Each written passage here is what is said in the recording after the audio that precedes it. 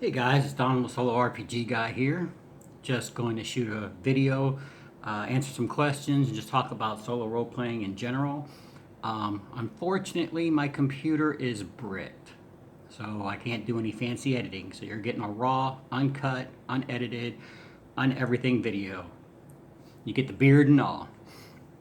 All right, you've gone through your RPG collection and you have chosen your RPG. There's millions of them right now. There's like an RPG coming out every other day. So pick one, pick your favorite, and go with it.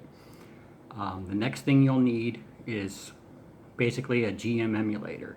And you can't talk about GM emulation without at least bringing up Mythic. Mythic's like the big one, the number one emulator out there. A good substitute for Mythic, however, is the Ironsworn book, the Ironsworn Solo RPG. I highly recommend you get that. You can get the PDF for free at DriveThru. And in my experience, when I look at Mythic and I look at the Ironsworn book, the words and descriptors and everything that's in there tend to be more geared toward a urban slash above ground environment. And then the supplemental book, Delve, works great when you're in underground temples or indoor areas. And like I said, the PDFs are free, so I highly recommend you get those PDFs. Once you have your RPG of choice, and once you have your emulator, 90% of your homework is done because you got everything you need for purposes for Theater of the Mind games. You don't need minis, you don't need maps, you don't need any of that other good stuff. You've got what you need, just grab your pen and paper, write your character up, and go to town. Now, if you are one of those people that like minis and maps and all that good stuff, and you need that visual, by all means go for it. It's your game. My number one rule is if you're having fun, you're doing it right. So you're not going to have me or Geek Gamers or Artichoke Dip or any of the other Stone Axe Gaming. You're not going to have any of us other solo RPG YouTubers standing over your shoulder going, you're wrong, you're wrong, you're wrong. It's your game. Do whatever you want. I'm going to go through the Facebook group where I posted. If you have any questions, feel free to post them. And I'm just going to throw out my thoughts on the subject. Like I said, it's your game. If you don't like what I say, skip it. If you like what I say, take it. This is just out there to help some people who still have problems. And if you have questions, you can still free to post them in the doobly-doo down below. All right.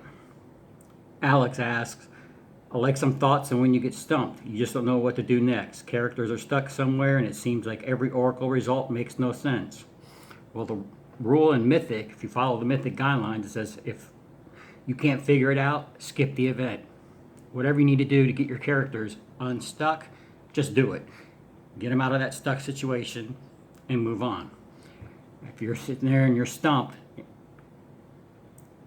don't be so reliant on the cards. Don't be so reliant on all the extra stuff you got. Just get your characters out of that situation and move on and have fun. Make something up, whatever you need to do to get you out of that situation. Corey writes, do you play pre-written non-solo adventures? And if so, how?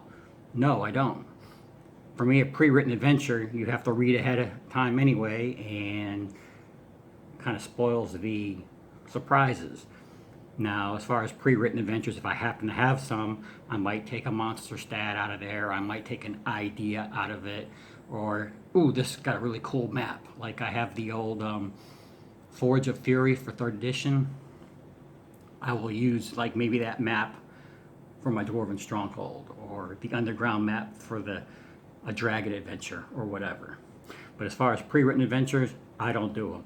Now, I know there are people online who have ways of doing pre-written adventures, and I recommend you just do a YouTube search and check those channels out. How do you approach solo RPG and mini games differently? I don't. Hey, that's my buddy Lance. If you think about it, miniature games are just RPGs without the RPG element. It's combat. So run the combat the way you would run combat in an RPG. Simple as that. Scott asks, do you use minis to play your solo RPG games? And if so, how? How do you prepare? Since if you use a GM emulator like Mythic, it can be hard to pre-plan what figures and terrain you will need. At least I have that issue. Also, do you document a play session to refer back to it later? And if so, how? Well, as far as the monster generation, that kind of stuff, I follow with what I call a theme. For example, I'm going into, okay, low level adventure, you're going into a necromancer's lair. What would you expect to see in that necromancer's lair? Skeletons, zombies, the necromancer himself. Okay, there's 3 encounters. Undead don't go around cleaning up shop and painting the walls and sweeping the floors, so the place is probably infested. So you got giant rats, bats, snakes, spiders. Boom. Now you've got those, you got what? There's at least 8 different monsters there now. Now I sit there and I think, what would I not expect to find in here? But would make sense to get in there. If you're in underground, okay, earth elemental, baby earth elemental goes in there, or some creature that has a teleport ability. It makes sense now that that creature can be in there. Okay, that's my little eyeball creature. I'm gonna throw that on the list just to throw something at me. If you can't think of one, then yeah, roll one up randomly and figure out a way for it to be there. And that's all you gotta do. How do you level up your character experience while soloing? I use the milestone method. Makes more sense to me. They accomplish a mission, give them their XP. The problem I had when I played with a group, and this was really stupid. DM would hand out the experience, and all of a sudden one guy would go, "Oh, I'm only 150 experience points away from gaining my next level. Can I go out of town and find an orc and kill the orc?" Didn't make any thematic sense. So usually the DM would just give them the extra 200 XP or whatever, just to make the player happy. But yeah, when I do experience, I usually do milestone. Complete a goal, complete an adventure, complete something. How do you organize your logging process? When I say logging, I mean, how do you keep track of your progress, story, world, villages, etc.? Well, hey, that's my buddy Lance again. I know, Lance, you're all about the minis, and I know you like everything to be perfect, but in a perfect world, especially when you take into account storage and money and things like that, it's kind of hard to get a miniature for every occasion anyway.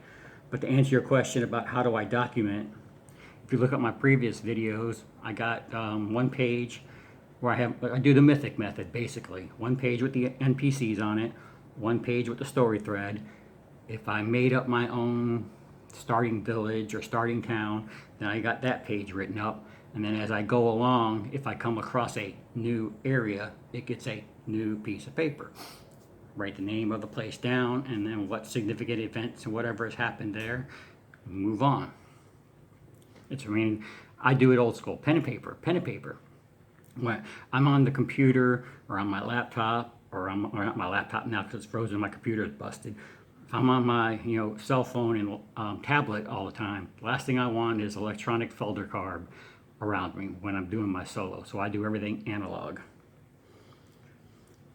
How has your solo gaming mindset changed through the years? It's drastically changed. When I first heard of solo role playing, I was thinking about those little pick a path, read a book adventures. And I got the whole Lone Wolf series from back in the 80s. And I'm like, okay, that's fun once you go through it once or twice, but the third time you already know what's going to happen. Boring. Far as the back of the DMG where it had the random charts, to kick in the door, kill the monster, take its stuff, kind of thing. Yeah, it's okay for a little while, but then you don't get the story. And I was sitting there thinking, well, how do you do solo role playing anyway? Role playing is a game where you're supposed to have people around the table. There's no people around the table if you're soloing. How do you get surprises? DMing a group and being a player in a group, players and DMs can come up with all these crazy things that you can't think of when you're solo. Well, at least I thought until I heard about Mythic and Ironsworn and all that other good stuff. But now when I look at an RPG product, I don't even look at it now as a RPG product for a group. I'm now thinking solo. Although I played 4th edition for like 2 years, I didn't like 4th edition. I didn't buy any of the books. I didn't care.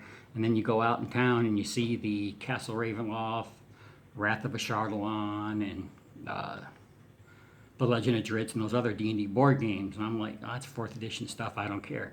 Now I'm like, oh, I want to get those games. I see those dungeon tiles. I see random dungeon generation. I see the treasure cards. I see random treasure generation. I see the encounter tiles. I'm like, oh, is it a monster? Is it a trap? What's in this room? I'm now thinking, maybe I should buy that game for that purpose. And I now have a new way to generate a dungeon. I have various treasure cards that determine what random treasure is found. I do that a lot with the Dungeon Saga stuff. My characters, no matter what RPG I'm playing, I'll grab the Dungeon Saga cards, give them a quick shuffle. My character finds this item, whatever it is, and I just convert it over to that RPG. Boom, easy. How do you play 1980s or 1970s TSR multiplayer modules in a solo fashion without grinding things to a halt with bookkeeping? Well, like I said, I don't play group modules anyway. I might extract the stuff out of there. That's about it. And like I said, my bookkeeping, I got my character sheets. I got my random dungeon generator if I'm in a random dungeon. I got my Forbidden Lands map out if I'm doing a hex crawl. And I got the Forbidden Lands charts in front of me. In fact, I went through all my books that had random charts, printed them out, and put them in a big binder. So now I got all my charts and whatever in one big binder. I just flip to the page I need, boop, boop, roll the dice, done. Could you play multiple characters in a single solo adventure? Well, of course you can. Alan, why'd you ask that question? I don't know why Alan asked that question. Alan's my buddy who brought me into D&D back in 1984, so...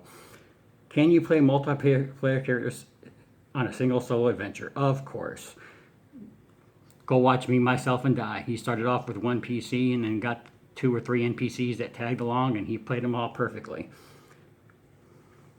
So there's the questions and answer sessions from the Facebook group. If you have questions you want to ask, feel free to post them down below or join the Facebook group. And we got a very good Facebook group with people helping everybody out. Very different things.